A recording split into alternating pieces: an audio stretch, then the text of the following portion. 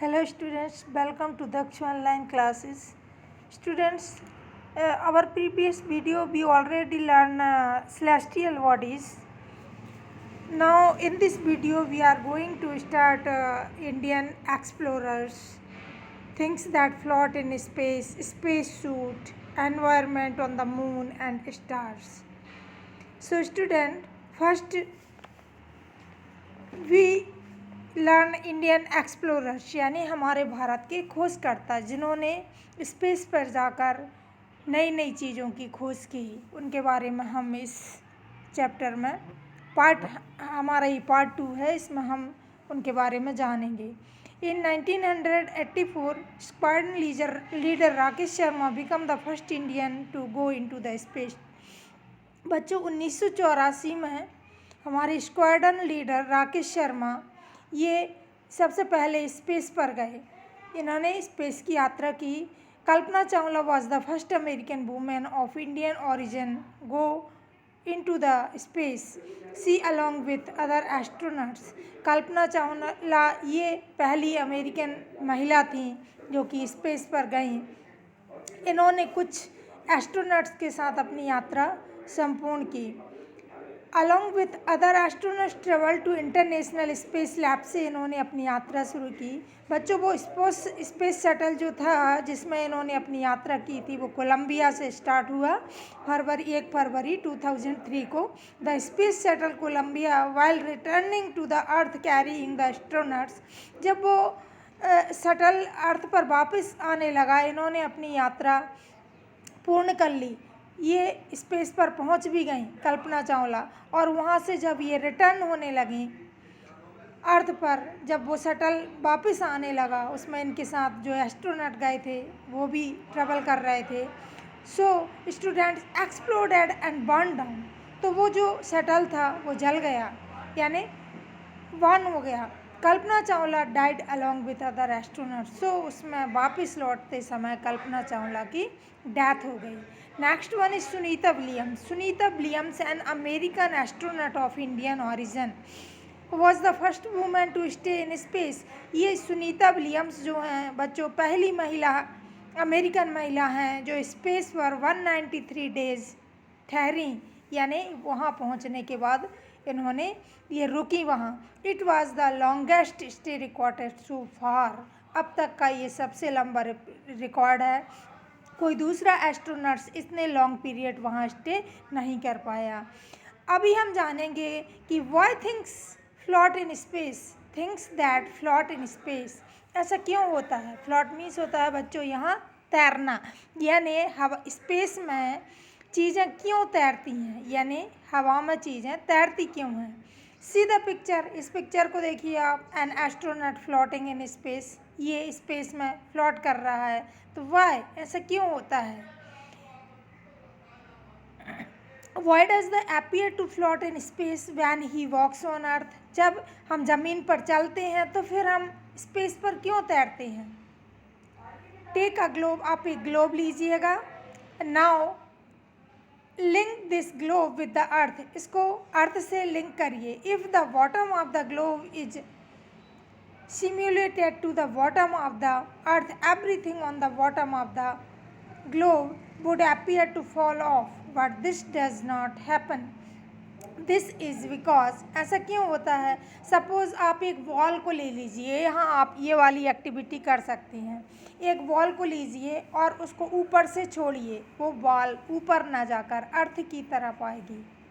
तो ये क्यों होता है? ऐसा क्यों होता है? This is because everything on the earth is held by N attraction. तो बच्चों ये इसलिए होता है कि अर्थ पर जो भी चीज़ें होती हैं एक दूसरे को अट्रैक्ट करती हैं, एक दूसरे को अपनी तरफ आकर्षित करती हैं, यानी एक दूसरे को जो भी ऑब्जेक्ट अर्थ पर होते हैं वो खींचे हुए हैं, जो कि इनविजिबल होता है, हमको दिखाई नहीं देता। जैसे हम अर्थ पर खड़े हैं या बैठे हैं, तो ऐसा क्यों होता है? हम गिरते क्यों नहीं हैं?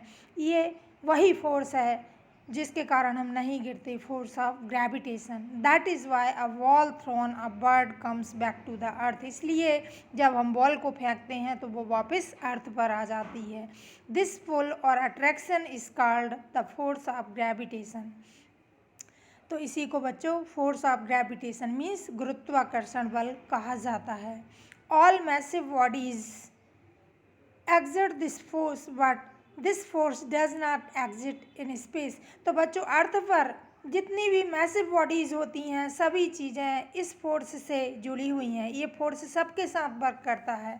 कोई भी ऑब्जेक्ट को आप रख दीजिए, चाहे वो लिविंग थिंग्स हो या नॉन लिविंग थिंग्स हो, अर्थ पर सभी चीज़ों के साथ ये फोर्स काम करता है, एक दूसरे को वो अट्रैक्ट करते हैं। बट स्पेस में ये मौजूद नहीं होता, ये फोर्स जो है ये स्पेस में मौजूद नहीं होता। इसीलिए बच्चों स्पेस में जो भी चीज़ें होती हैं थिंग्स की फ्लोटिंग अराउंड, इसलिए चीज़ें तैरती हैं।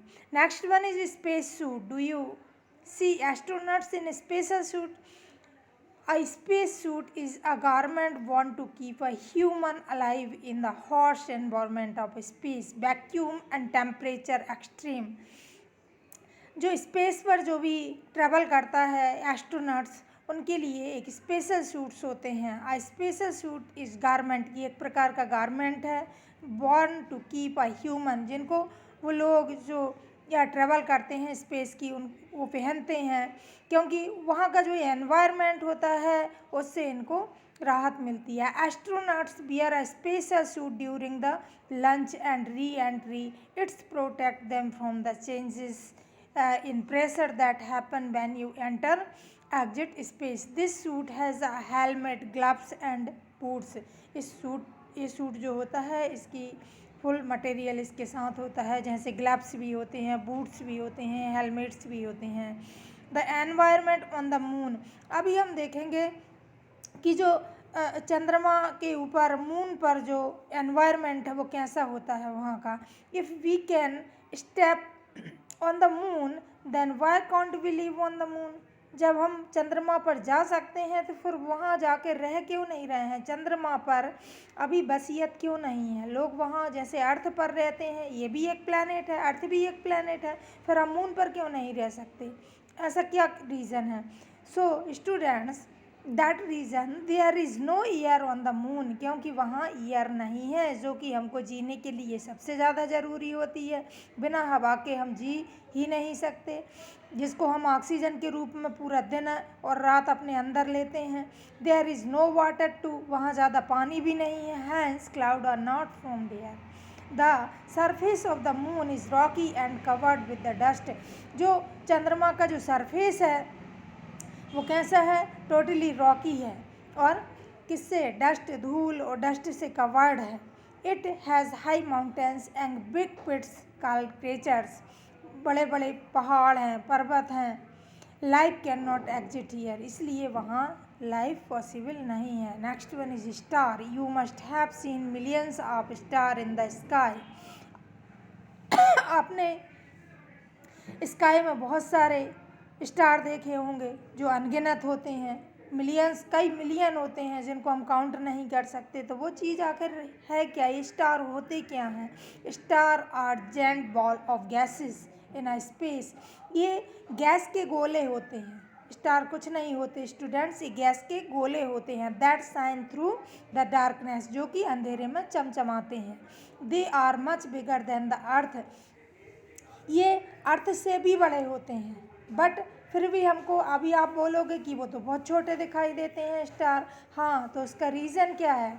अभी आप एक एक्टिविटी कर सकते हैं इसके लिए, तो आप समझ जाएंगे कि स्टार छोटे क्यों दिखाई देते हैं, जबकि एक्चुअल में वो होते अर्थ से भी बड़े हैं। तो ऐसा क्यों होता है स्टूडेंट्स?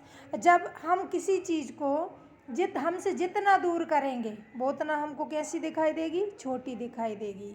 तो सेम यही प्रोसेस स्टार और अर्थ के साथ होती है। They are far away from us, क्योंकि अर्थ से बहुत दूर होते हैं। That is why they look so small, इसलिए वो छोटे दिखाई देते हैं। The sun is the nearest star. और सूर्य भी जो है बच्चों एक स्टार है, प्लैनेट नहीं है। सूर्य जो है वो भी एक स्टार है। सो इट अपीयर्स समवॉट बिगर। और सूर्य क्या है? अर्थ से थोड़ा सा नज़दीक है, स्टार बहुत ही दूर है, सूर्य थोड़ा पास है, इसी कारण वो थोड़ा सा बड़ा दिखाई देता है। Thank you.